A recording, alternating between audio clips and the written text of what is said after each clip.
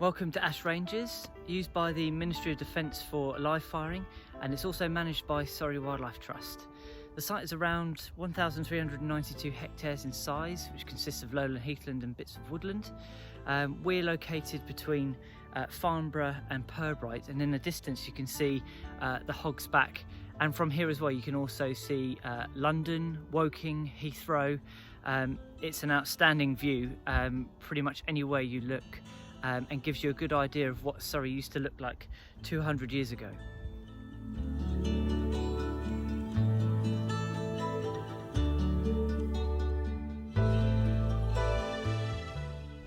As well as the incredible views, Ash Ranges is also home to some pretty rare wildlife.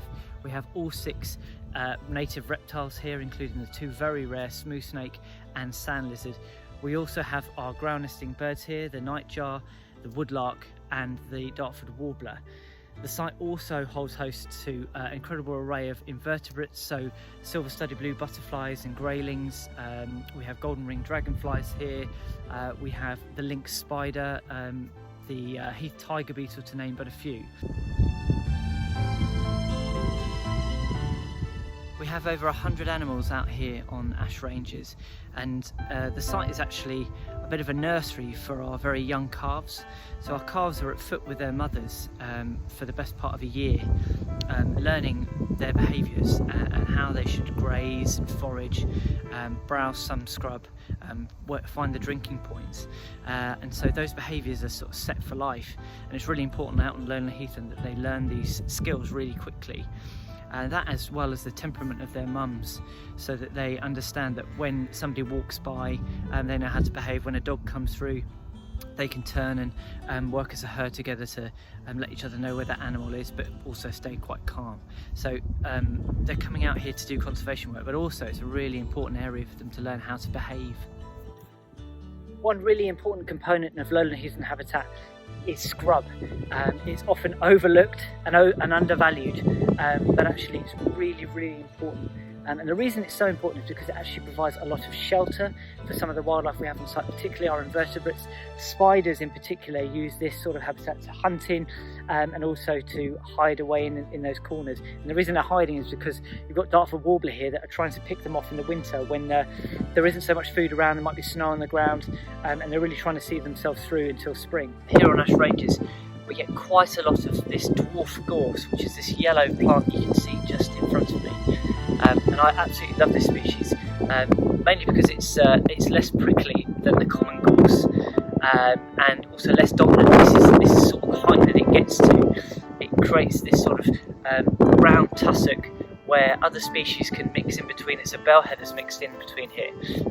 The 2 offset just from a colour perspective is absolutely gorgeous, but also this is a nectar source for a lot of butterflies and bees, and also a very low down habitat potentially for some ground nesting birds as well.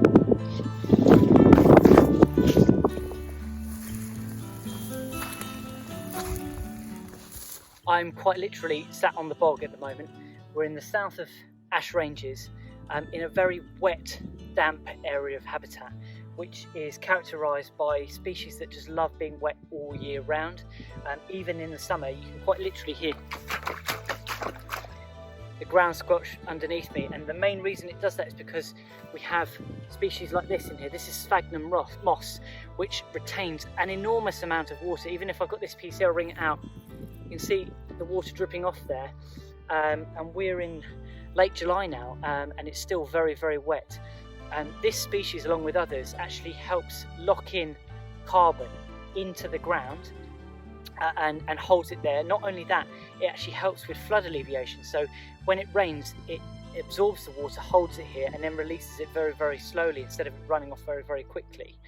That tied in with the fact that we have some really rare plant species in here. I'm absolutely surrounded by roundleaf sundews, which are insectivorous. They feed on unfortunate little flies and wasps that land on their tendrils, and then they're effectively dissolved. So a pretty awesome plant, and the reason it does that is because it can't rely solely on the nutrients that are provided by the bog, because it's a pretty low nutrient habitat.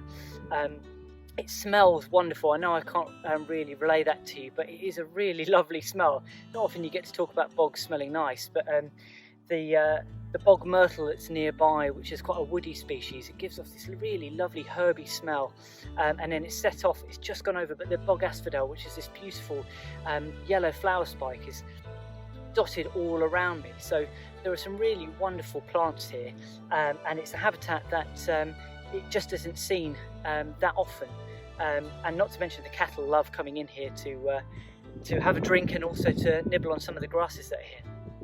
Behind me is one of the picture perfect landscapes of lowland heathland, and I'm on an area of dry heath on ash ranges, and this is characterised by some of the species that like these conditions. So we have ling heather, bell heather, and also we have silver birch trees here as well. So it's an open landscape with occasional trees dotted through it, quite mature, but I'm also standing on a firebreak as well, which is a habitat in its own right. It's a pioneer heathland habitat with very short vegetation and flowering species, as well as dwarf gorse. So behind me we have a snapshot of a mosaic of dry heathland habitat. Ash Ranges, or Ash RDA, is an active military training facility, and there are a few simple rules with regards to accessing the area that you need to follow. When the red flags are flying or the red beacon is on, you cannot access the area because there is live firing. All of the access gates will be locked, and there are clear signs on every single gate going through. There's also a list of all of the bylaws for the entire area at every single access point. There is more information on the government website for the training facility.